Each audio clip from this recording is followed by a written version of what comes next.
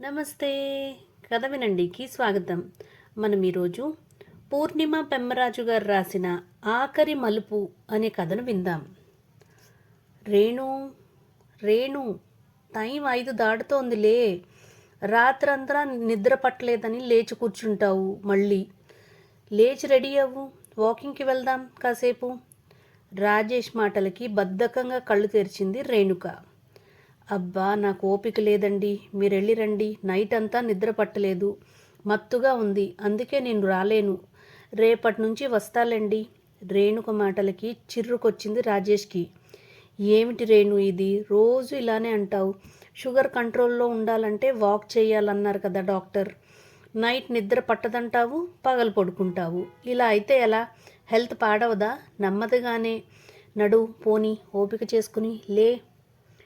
ఇవాళ నా వల్ల కాదండి, రేపు చూద్దాంలేండి. లేచి వంటింట్లోకి వెళ్తున్న రేణుకను చూసి నిట్టూర్చాడు రాజేష్. సరే, నేను వెళ్తున్నా వాకింగ్కి అన్నట్టు చెప్పడం మర్చిపోయా. నీకు కొరియర్ వచ్చింది, మీ ఫ్రెండ్ వసంత నుంచి. టేబుల్ మీద పెట్టా, చూసుకో. వెళ్ళిపోయాడు రాజేష్. వసంతనా? తనేం పంపింది అనుకుంటూ ఓపెన్ చేసింది రేణుక. లోపల ఒక ఫైల్ ఉంది. ఫైల్కి పైన ఒక నోట్ పిన్ చేసుంది. ఏమిటిది? కుతూహలంగా పైన ఉన్న నోట్ని చదివింది. డియర్ రేణు, ఏమిటి ఈ ఫైల్ అని ఆశ్చర్యపోతున్నావు కదా? నీకు చిన్న గిఫ్ట్ ఇది. నీకు తెలుసు కదా, నాకు చిన్నప్పటి నుంచి లెటర్స్ దాచి ఉంచడం హాబీ అని. చిన్నప్పటి నుంచి నువ్వు రాసిన లెటర్స్ కూడా దాచి ఉంచాను. అలానే తర్వాత మనం పంపుకున్న మెయిల్స్ కూడా ప్రింట్ తీయించి ఉంచాను. అదో సరదా నాకు. అందులో నీ లెటర్స్ కొన్ని ఫైల్ చేసి పంపుతున్నాను. అది చదివాక చివర్లో నేను లెటర్ రాశాను, అది చదువు. ఏమిటి లెటర్స్ కోలా అనిపిస్తోందా? పర్లేదు, సరదాగానే చదువు ఒకసారి.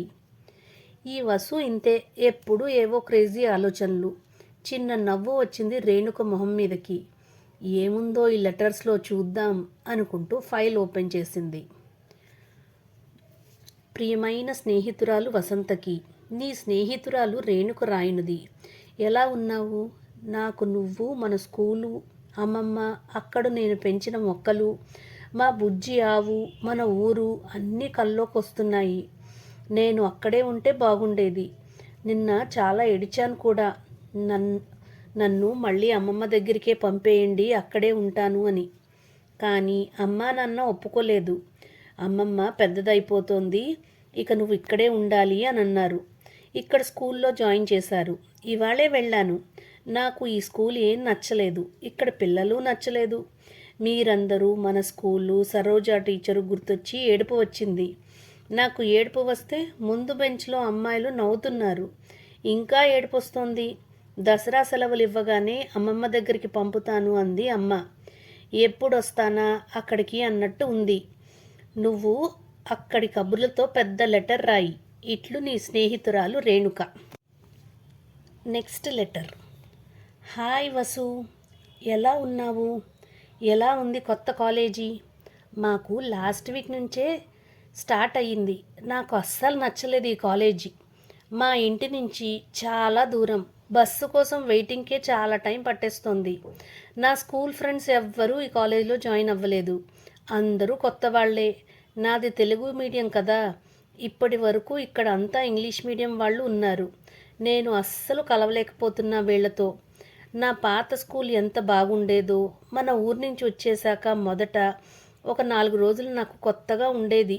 కానీ తర్వాత పార్వతి, పద్మ, జయ అందరూ ఫ్రెండ్స్ అయ్యాక అచ్చం నీతో ఉన్నట్టే ఉండేది. మీరు అందరూ గుర్తొచ్చి ఎక్కడ బాధపడతాను అని చాలా బాగా చూసుకునేవాళ్ళు నన్ను. డ్రిల్ పీరియడ్లో ఆటలు, లాస్ట్ బెంచ్లో కూర్చుని సీతారాముడు ఆడుకోవడం, ఇంటికి వెళ్తూ సినిమా కథలు చెప్పుకోవడం అన్నీ చాలా చాలా గుర్తుకొస్తున్నాయి. ఇక్కడ ఏం లేదు. బస్సు ఎక్కడం, వెళ్ళడం, క్లాస్లో కూర్చుని వినేసి రావడం. ఆ ఇంగ్లీష్ మీడియం లెసన్స్ నాకేం అర్థం కూడా కావట్లేదు. ఎవరినైనా అడగాలన్నా కూడా వాళ్ళంతా కాన్వెంట్ బ్యాచ్, మనతో ఏం మాట్లాడరు. చాలా ఒంటరిగా ఫీల్ అవుతున్నాను. సరే, ఉంటాను. లెటర్ రాయ్. బాయ్ రేణు. మరొక ఉత్తరం. హాయ్ వసు, ఎలా ఉన్నావు? నీకేం, నువ్వు లక్కీలే, హ్యాపీగా ఇంటి దగ్గర నుంచే డిగ్రీ కాలేజీకి కూడా వెళ్ళొస్తున్నావు. నాకేమో మా ఊర్లో డిగ్రీ లేదని తీసుకొచ్చి ఈ హాస్టల్లో పడేశారు. హారిబుల్, నిజంగా ఏం బాలేదు. ఇక్కడ ఫుడ్ బాలేదు, రూమ్స్ బాలేవు, ఇంకా రూమ్మేట్స్ అయితే చెప్పనక్కర్లేదు. ఒక్కో రూమ్కి 4 మెంబర్స్. ఎవ్వరికీ అసలు అడ్జస్ట్మెంట్ లేదు. మనకి నిద్ర పట్టే టైంకి వాళ్ళు లైట్ వేస్తారు, లేదా ఏదో సౌండ్స్ చేస్తారు. మినిమం సెన్స్ లేదెవ్వరికి. నా జూనియర్ కాలేజీ ఫ్రెండ్స్ని ఎంత బతిమాలనో. వాళ్ళు ఇక్కడే జాయిన్ అయ్యి ఉంటే అందరం కలిసి ఒకే రూమ్లో అయినా ఉండేవాళ్ళం. కానీ అందరూ తలా ఒక దగ్గర జాయిన్ అయ్యారు. నిజంగా ఎంత ఎంజాయ్ చేసేవాళ్ళమో అప్పట్లో. బస్ స్టాండ్లో, బస్లో, కాలేజీలో అంతా అల్లరి అల్లరి.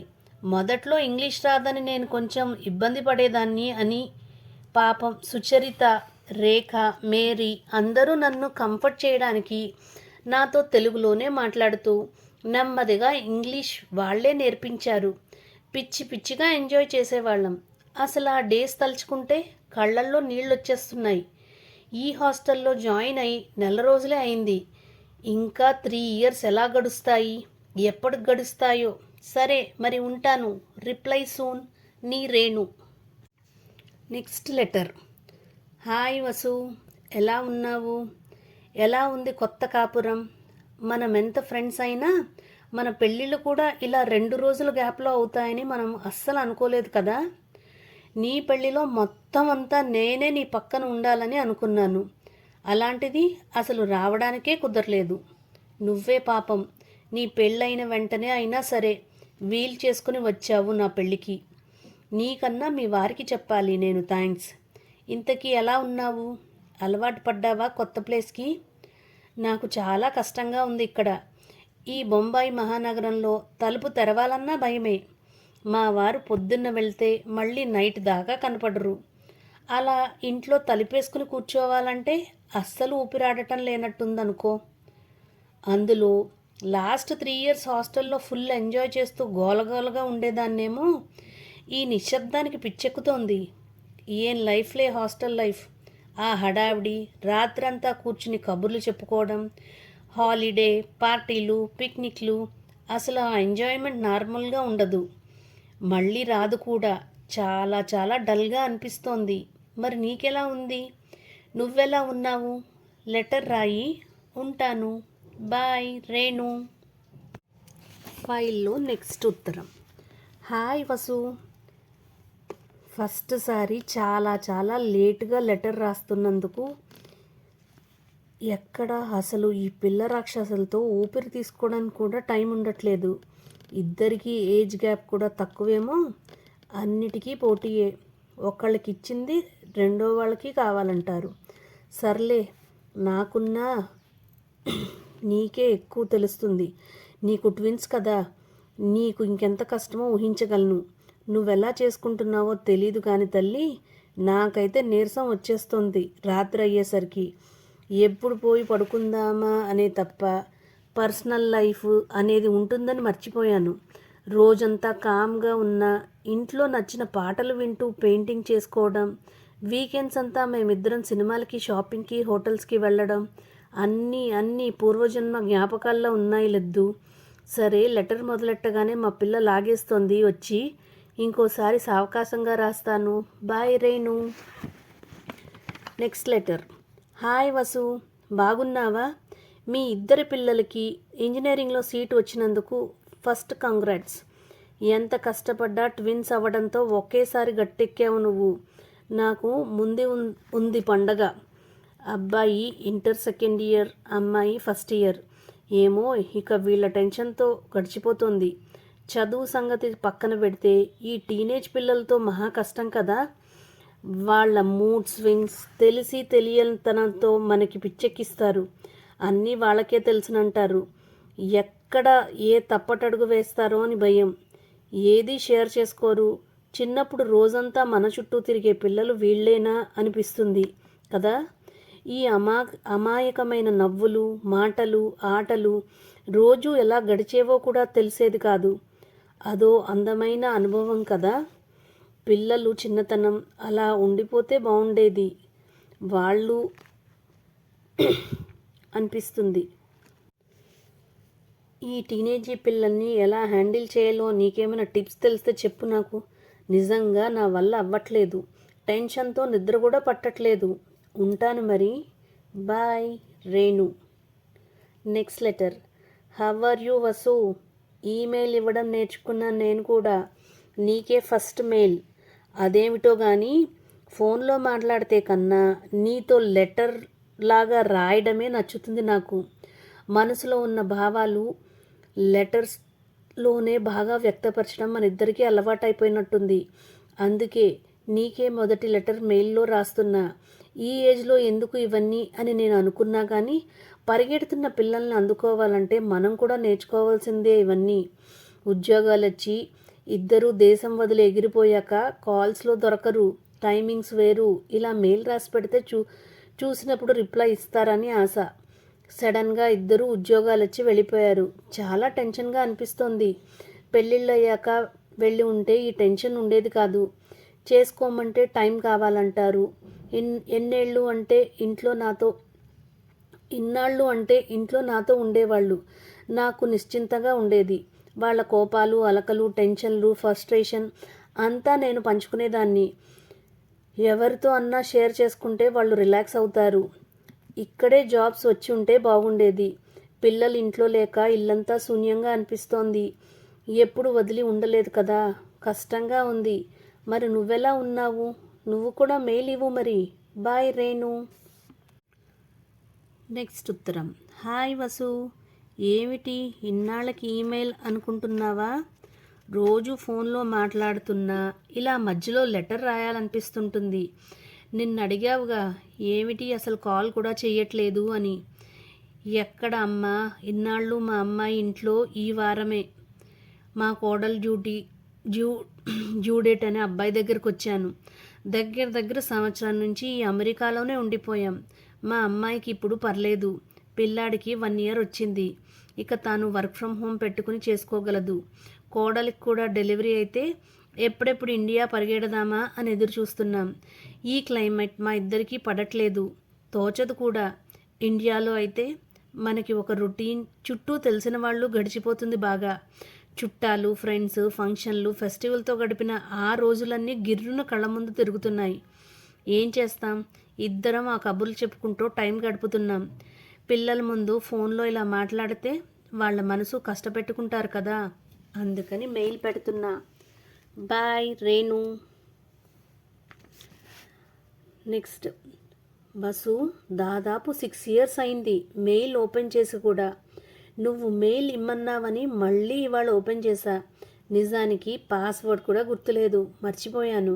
మళ్ళీ రివైవ్ చేశారు రాజేష్. ఫోన్లో నేను సరిగ్గా మాట్లాడట్లేదు, మెయిల్ పెట్టమన్నావు. ఏం పెట్టమంటావు?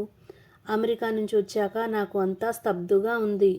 అమ్మమ్మ, బామ్మ అనే పిలుపులు వినిపిస్తున్నాయి నా చెవిలో. వాళ్ళ మీద చాలా బెంగగా ఉంది. వాళ్ళిద్దరితో నేను మళ్ళీ నా పిల్లల బాల్యం చూసుకున్నాను. ఇంకా నా పిల్లలు చిన్నప్పుడు అనుభవం లేకపోవడం వల్ల, పని ఒత్తిడి వల్ల వాళ్ళ బాల్యం ఎంజాయ్ చేయలేదేమో కానీ వీళ్లతో మాత్రం చాలా చాలా బాగా గడిపాను. అదృష్టం కొద్దీ ఇద్దరు పిల్లలు దగ్గరగా ఉండటంతో మనవడు, మనవరాళ్ళు ఇద్దరూ అలవాటైపోయారు. ఇప్పుడు వాళ్ళు కొంచెం పెద్దయ్యారు, స్కూల్కి వెళ్ళిపోతున్నారు. ఇక మన అవసరం లేదని ఇండియా వచ్చేసాం, కానీ నా మనసు అక్కడే ఉండిపోయింది.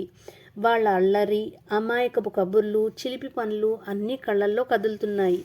ఇద్దరిలో ఒకళ్ళున్నా ఇక్కడికి వచ్చేయండి అంటే వాళ్ళకి కుదరదు. మనం అక్కడ ఉండలేము. ఏమిటో చాలా డిప్రెసింగ్గా ఉంది ఈసారి వదిలి వచ్చాక.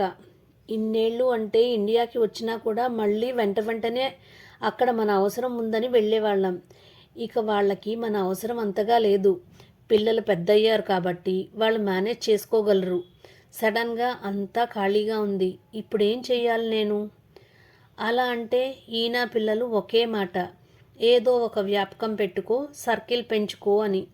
కొత్తగా ఇప్పుడేం పెట్టుకోను వ్యాపకం? ఇన్నేళ్ళు పిల్లల కోసం పిల్లలతోనూ బతికాను. అది తప్ప వేరే జీవితం ఉంటుందని కూడా మర్చిపోయాను. నాకు మా అమ్మాయి పుట్టినప్పుడే జాబ్ వచ్చింది, కానీ ఇద్దరు చిన్నపిల్లలతో కుదరదని వదిలేశాను. ఎన్నిసార్లు సంగీతం నేర్చుకుందామని మ్యూజిక్ క్లాస్లో జాయిన్ అయ్యి కుదరక మానేశాను. కానీ ఎప్పుడూ రిగ్రెట్ అవ్వలేదు. పిల్లల కోసమే కదా ఏం మానేసినా అనుకున్నాను. లైఫ్ అంటే పిల్లలతోనే అనుకుని ఇన్నేళ్ళు బతికాక ఇప్పుడు సడన్గా వాళ్ళు వేరు నేను వేరు అని ఎలా అనుకోవాలి? ఇప్పుడు సడన్గా వేరే వ్యాపకం ఎక్కడి నుంచి వస్తుంది? సడన్గా నేను ఎలా మారతాను? నాకు విసుగొచ్చేస్తోంది. నిజానికి ఈ జీవితం మీదే విరక్తిగా ఉంది. నిన్ను చూస్తుంటే నాకు ఆశ్చర్యంగా ఉంది. మనిద్దరి లైఫ్ దాదాపు సిమిలర్గానే ఉంది. కానీ నువ్వెంతో బ్యాలెన్స్డ్గా ఉన్నావు. నేనెందుకు అలా ఉండలేకపోతున్నానో తెలియట్లేదు. ఇంతకన్నా చెప్పడానికి ఏం లేదు. మరి ఉంటాను. రేణు. ఇప్పుడు వసు లెటర్. డియరెస్ట్ రేణు, చదివావుగా నీ లెటర్స్ అన్నీ? చూసుకున్నావా నీ జీవితంలో జరిగిన మార్పులన్నీ? ఒక్కసారి రేణు, నీకే కాదు ఎవరికైనా జీవితం ఎప్పుడూ సాఫీగా ఒకటే దారిలో వెళ్ళదు. బోలెడు మలుపులు. కొత్త మలుపు తిరిగినప్పుడల్లా చాలా మార్పు ముందు కష్టంగా ఉంటుంది, నచ్చదు. కానీ అలవాటయ్యే కొద్దీ ఆ జీవితం నచ్చుతుంది, ఎంజాయ్ చేస్తాం. మరో కొత్త మలుపు తిరిగినప్పుడు ఈ పాత జీవితం జ్ఞాపకంగా మారుతుంది. ఈ జ్ఞాపకాలు ఇంకా బాగుంటాయి. తలుచుకుని ఎంజాయ్ చేస్తాం. ఒక్కసారి నీ లెటర్స్ అన్నీ నువ్వు సరిగ్గా చూసుకుంటే ప్రతి స్టేజే ఎంజాయ్ చేశావు. తర్వాత తలుచుకుని ఇంకా ఎంజాయ్ చేశావు. కానీ మన లైఫ్లో ఇక ఇదే ఆఖరి మలుపు. అందుకని మనం జరిగిపోయాక కన్నా జరుగుతున్నప్పుడే ఈ మార్పుని ఆస్వాదిద్దాం. నీ బాధ్యతలు నువ్వు చక్కగా పూర్తి చేశావు. అందరూ హ్యాపీగా ఉన్నప్పుడు నువ్వు ఇలా డిప్రెస్ అయి ఉంటే నీ పిల్లలు బాధపడరా? వాళ్ళు ప్రశాంతంగా ఉండగలరా అక్కడ? అలా అనుకుంటే మనం కూడా మన పేరెంట్స్ని వదిలి వచ్చి మన జీవితాన్ని నిర్మించుకోలేదా? అదే కదా పిల్లలు చేస్తుంది. సడన్గా వేరే జీవితం ఎలా అన్నావు? ఒక్కసారి చూసుకున్నావా నీ లైఫ్లో ఎన్ని మార్పులు జరిగాయో? అలానే ఇది. నువ్వు మానేసిన పెయింటింగ్ స్టార్ట్ చేయి.